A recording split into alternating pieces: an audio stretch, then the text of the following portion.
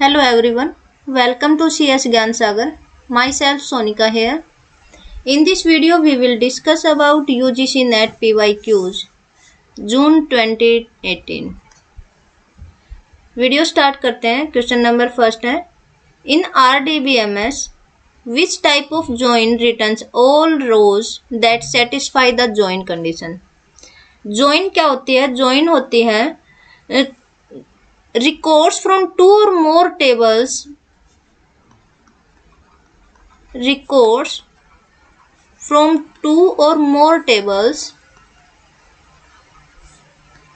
join into single table. That is called join. Multiple types के join होते हैं. Natural join, equi join, outer join, inner join. जो आपका outer join होता है फिर ये फर्दर डिवाइडेड होता है left outer join, right outer join, full outer join. Okay, इसमें पूछा है which type of join returns all rows that satisfy the join conditions. किस टाइप की ज्वाइन होती है जो ऑल रोज को रिटर्न करती है? वो आपकी इनर ज्वाइन होती है. इनर ज्वाइन क्या होती है? इनर ज्वाइन कंबाइन करती है data from multiple relations into single relation. join record from multiple table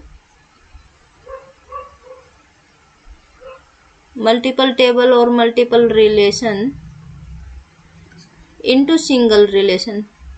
it is based होती है ये match and merge. That is called inner join. और ये ऑल रोज को रिटर्न करती है जब आपके जो जॉइन की कंडीशन है वो सेटिस्फाई करती है. तो आपका आंसर हो जाएगा इनर जॉइन. नेक्स्ट क्वेश्चन की बात करें, consider a relation book title price. एक बुक नाम की एक आपका रिलेशन है जिसके एट्रीब्यूट हैं title and price, which contains the title and price of different books. Assuming that no two books have the same price, what does the following SQL query list. आपकी जो हर book होती है, हर book का जो price है वो different type है. किसी भी दो बुक का जो प्राइस है वो सेम नहीं होगा और आपको बताना है कि इस क्वेरी का रिजल्ट क्या होगा. ये आपको क्वेरी गिवन है, इसका रिजल्ट क्या होगा. आउटर क्वेरी बोला है इसने, select title from book as B where. तो आपका जो बुक है उसके सारे टाइटल सेलेक्ट हो जाएं. Where select count star from book as T where T dot price greater than है B dot price less than 7. तो जो ये लेस देन 7 है ये आउटर क्वेरी का पार्ट है. इनर क्वेरी में जो रिजल्ट आएगा वो आपका लेस देन 7 होगा और लेस देन 7 होगा उन बुक्स का टाइटल जो है आपका प्रिंट होके आ जाएगा. तो ये आपके जैसे 2 टेबल्स हैं, एक आपके बी नाम दे दिया, एक का टी नाम दे दिया.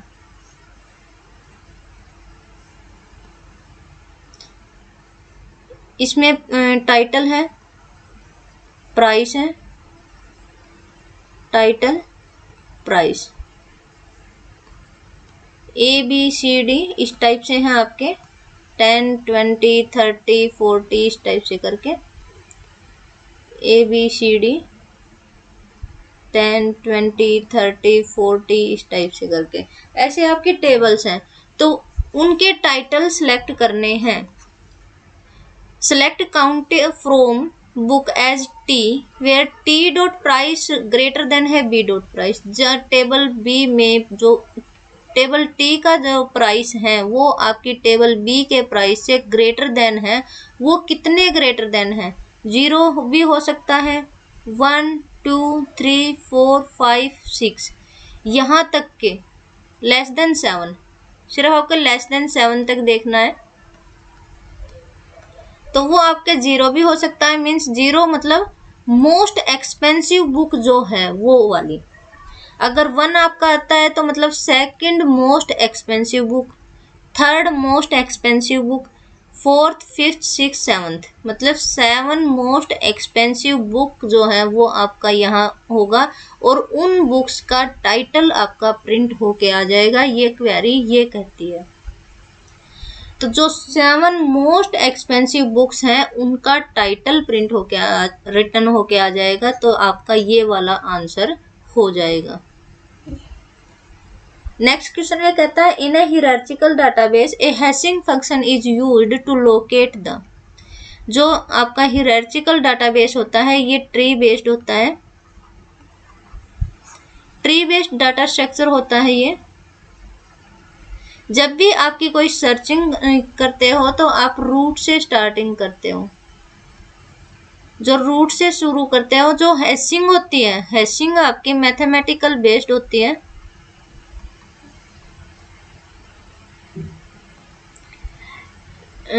हैशिंग और इंडेक्स दोनों ही आपकी यूज की जाती हैं। जो सर्चिंग होती है आपके डाटाबेस की, जो सर्चिंग होती है उसको ऑप्टिमाइज करती हैं, इजीली सर्च करती हैं और एक्सेस को फास्ट एक्सेस करती हैं। डाटा जो होता है, रिकॉर्ड जो होता है उसको फास्टली एक्सेस करती है आपकी इंडेक्सिंग और हैशिंग।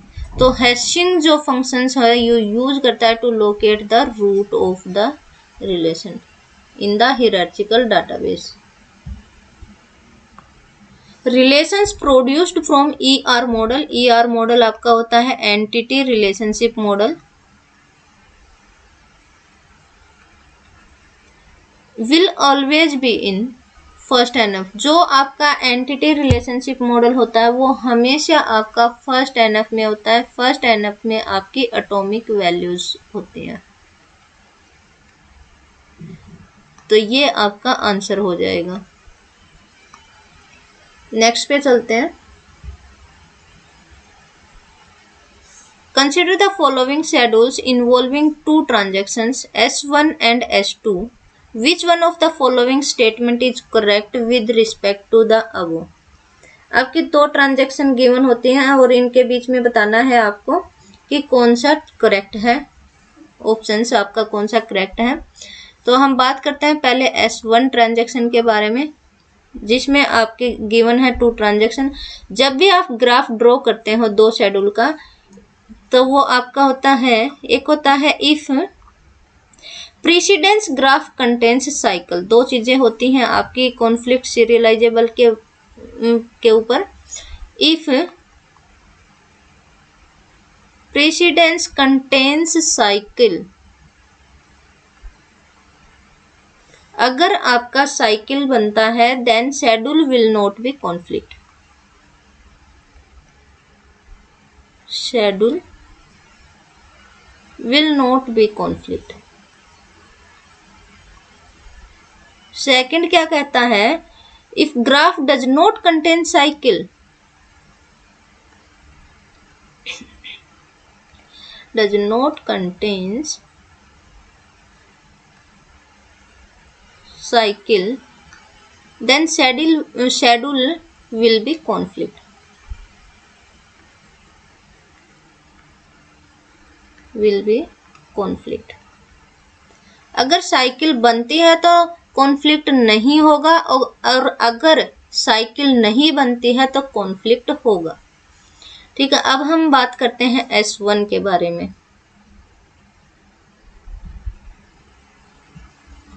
इसी को इरेज कर लेते हैं।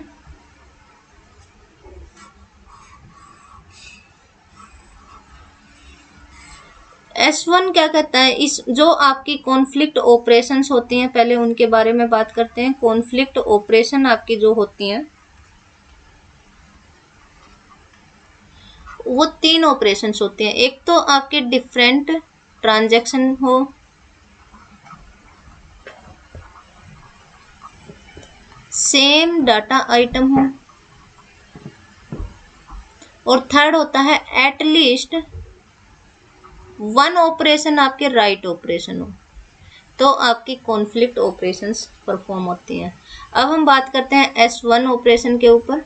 S1 में आपकी T1 T2 टू ट्रांजेक्शन्स होंगी, डिफरेंट ट्रांजेक्शन्स, जिसमें R1 X R1Y, R2X, R2Y,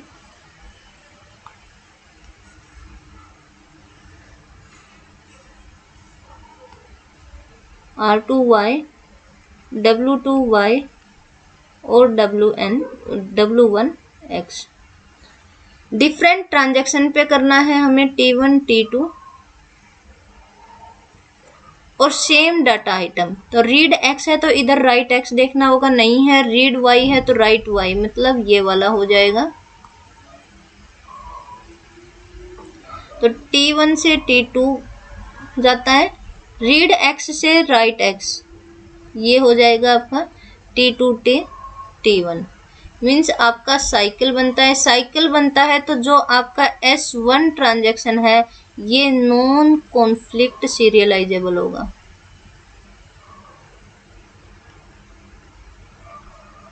non conflict serialisable होगा। अब हम बात करते हैं T2 के बारे में।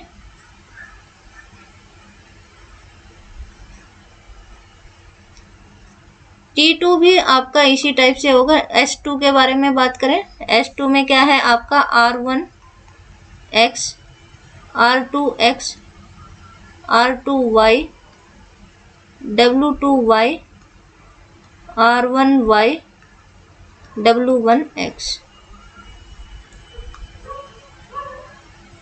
T1, T2,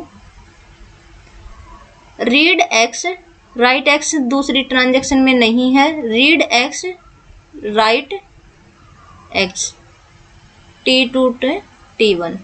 read Y, right Y और नहीं है, तो आपका ये क्या है, साइकिल नहीं बन रही। साइकिल नहीं बनेगी तो जो S2 है आपका वो कॉन्फ्लिक्ट सीरियलाइजेबल होगा। Conflict serialisable. तो अब ऑप्शन देखते हैं। Both S1 and S2 are conflict serialisable, नहीं ये नहीं है आपका। S1 नॉन कॉन्फ्लिक्ट सीरियलाइजेबल है और S2 आपका कॉन्फ्लिक्ट सीरियलाइजेबल है। तो आपका ये वाला जो ऑप्शन है ये आपका आंसर हो जाएगा।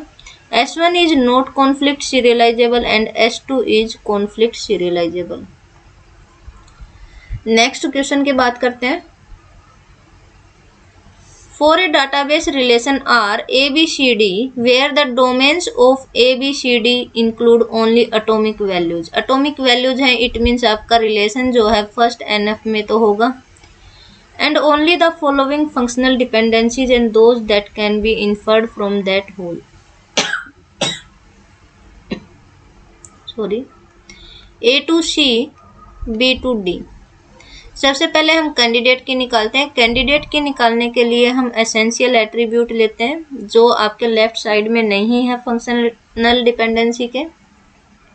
ए और बी आपके एसेंशियल एट्रीब्यूट है। इसका क्लोजर सेट निकालते हैं। ए बी से ए बी तो आ गया, ए से सी आ गया, बी से डी आ गया। तो ए बी जो है वो आपका कैंडिडेट की बन जाएगा। ए बी जब आपका कैंडिडेट की है तो हम फंक्शनल डिपेंडेंसी देखते हैं। ए जो है फुल कैंडिडेट की नहीं है आपका, ये पार्ट ऑफ कैंडिडेट की है, पार्ट ऑफ कैंडिडेट की है। बी भी आपका पार्ट ऑफ कैंडिडेट की है, मतलब पार्शियल डिपेंडेंसी है, पार्शियल डिपेंडेंसी। पार्शियल डिपेंडेंसी जहां होती है वहां 2NF नहीं होता। जब रिलेशन आपका 2NF में ही नहीं है तो वो 3rd NF में भी नहीं होगा, 4th NF में भी नहीं होगा, BCNF में भी नहीं होगा। तो आपका जो ये रिलेशन है ये सिर्फ आपका 1st NF में है। तो the first normal form but not in second normal form, ये आपका आंसर हो जाएगा। नेक्स्ट क्वेश्चन की बात करते हैं। A many to one relationship exists between entity set R1 and R2. How will it be represented using functional dependencies in PKR denotes the primary key attribute of relation R। एक आपका relation R1 है, एक relation R2 है। जो primary की होगी R1 की, एक प्राइमरी की है आपकी R2 की। जो मैनी टू रिलेशनशिप का मतलब होता है कि जो मैनी एट्रीब्यूट्स हैं जो आपके R1 के, वो आपके ओनली वन एट्रीब्यूट से एसोसिएट करेंगे आपके R2 के। R1 जो है ये आपकी प्राइमरी की है R1 की। PKR2 है ये आपकी प्राइमरी की है R2 की। तो इनका रिलेशनशिप क्या हो जाएगा, मान लो आपकी R1 है, R1 में आपके एट्रीब्यूट हैं EMP ID और एक एट्रीब्यूट है आपका नेम, E-नेम। ऐसे ही एक R2 है आपका जिसका है डिपार्टमेंट और एड्रेस। तो EMP ID होगी ये हर एम्प्लॉय की डिफरेंट आईडी होगी जो हर एक एम्प्लॉय को पर्टिकुलरली डिफाइन करेगी, उनको यूनिकली आइडेंटिफाई करती है। लेकिन R2 में ऐसा कुछ नहीं है जो उसको यूनिकली आइडेंटिफाई करे। तो आपकी जो EMP ID है वो क्लियरली बताती है, यूनिकली आइडेंटिफाई करती है ईच पर्सन को। तो आपकी जो है PKR1 जो है वो आपका फंक्शनली डिपेंडेंस होगा PKR2 के ऊपर, क्योंकि PKR1 में मल्टीपल्स रिलेशंस होंगे जो डिफाइन करेंगे आपके ओनली वन एट्रीब्यूट इन PKR2। तो आपका आंसर ये वाला हो जाएगा। जो PKR1 है उसमें मोर देन वन इंस्टेंस होंगे जो एसोसिएट करेंगे only single instance of R2। more than one instance of R1 associate with a single instance of R2। Next question की बात करते हैं हम। Database system that store each relation in separate operating system. जो database system है वो different operating system पे अपना रिलेशन को जो है स्टोर करता है। फाइल्स में use the operating systems authorisation scheme instead of defining a special scheme themselves. In this case which of the following is false. False के बारे में पूछा है। जब डिफरेंट ऑपरेटिंग सिस्टम पे ऑपरेटिंग सिस्टम फाइल्स को जब स्टोर करते हैं तो उसमें क्या होता है, तो the administrator enjoys more control on the grant options. उन्हें ज़्यादा कंट्रोल की ज़रूरत होगी, बिल्कुल होगी। जो आपकी डिलीट अपडेट इंसर्शन होगा उसमें डिफ़िकल्टी आएगी, क्योंकि डिफरेंट ऑपरेटिंग सिस्टम के फाइल्स को डिफरेंट प्लेसेस पे स्टोर करेंगे। तो बिल्कुल ये भी ठीक है। Can not store more than one relation in a file, ये भी ठीक है। Operations on database are speed up नहीं करेंगे, स्पीड डाउन करेंगे। तो ये वाला जो है आपका फॉल्स हो जाएगा। तो इट मीन्स ये आपका आंसर हो जाएगा। अब नेक्स्ट क्वेश्चन की बात करते हैं। Let R1 ABC and R2 XYZ be two relations in which A is the foreign key of R1। ए दो रिलेशन है आपके, एक रिलेशन है R1 जिसका एट्रीब्यूट है ABC, R2 है आपका उसमें है XYZ।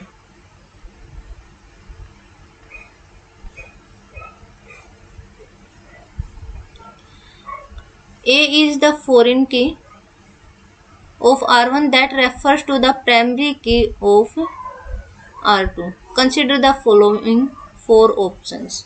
तो ये बताना है इसमें आपका वायलेशन कौन सा है। जब भी आपकी प्राइमरी की होती है और कैंडिडेट की ये फॉरेन की होती है, तो जो फॉरेन की वाली टेबल होती है वो आपकी चाइल्ड टेबल होती है, जो प्राइमरी की वाली होती है वो पेरेंट टेबल होती है। आप जो है इसमें प्राइमरी की वाली टेबल जो होती है पेरेंट टेबल में आप इंसर्ट कर सकते हैं इसमें आप डिलीट कर सकते हैं, इंसर्ट इसमें नहीं कर सकते, इसमें आप डिलीट नहीं कर सकते, क्योंकि जो आपकी जो फंक्शन फॉरेन की होते हैं वो ऑलवेज सबसेट होती है आपकी प्राइमरी की। तो फॉरेन की में जो भी रिकॉर्ड आपके होंगे वो प्राइमरी की के इक्वल हो सकते हैं या फिर प्राइमरी की से लेस देन होंगे। तो अगर आपने कोई रिकॉर्ड इंसर्ट कर दिया और वो आपका प्राइमरी की में नहीं है तो वो आपका इंसर्शन की वॉयलेशन आ जाएगी।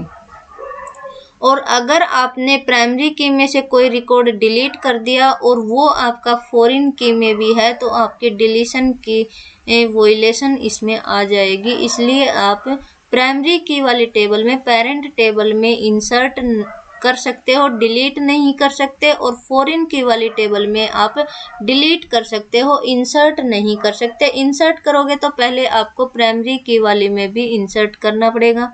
अगर यहाँ से आप डिलीट करते हो तो फिर आपको फॉरेन की वाली में से भी डिलीट करना पड़ेगा वो रिकॉर्ड।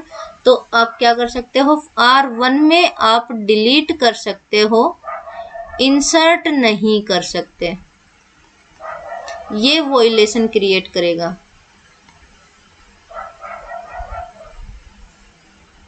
और जो R2 है इसमें आप इंसर्ट कर सकते हो, डिलीट नहीं कर सकते। अगर डिलीट करोगे तो वो रिकॉर्ड आपको फिर R1 में भी डिलीट करना पड़ेगा, ये वॉयलेशन करेंगे। तो देखते हैं, insert into R1, insert into R1 नहीं कर सकते, इट मीन्स ये आपका जो है वॉयलेशन क्रिएट करेगा। इंसर्ट इनटू R1 हाँ ये कर सकते हैं हम। डिलीट फ्रॉम R1 ये कर सकते हैं हम। और delete from R2, delete from R2 करेंगे तो ये वॉयलेशन क्रिएट करेगा। तो मतलब D and A will cause violation. तो ये आपका आंसर हो जाएगा। ओके, इस वीडियो में हमने जून 2018 के PYQs को सोल्व किया है। नेक्स्ट वीडियो में हम 2017 के PYQs को सोल्व करेंगे। Thank you so much.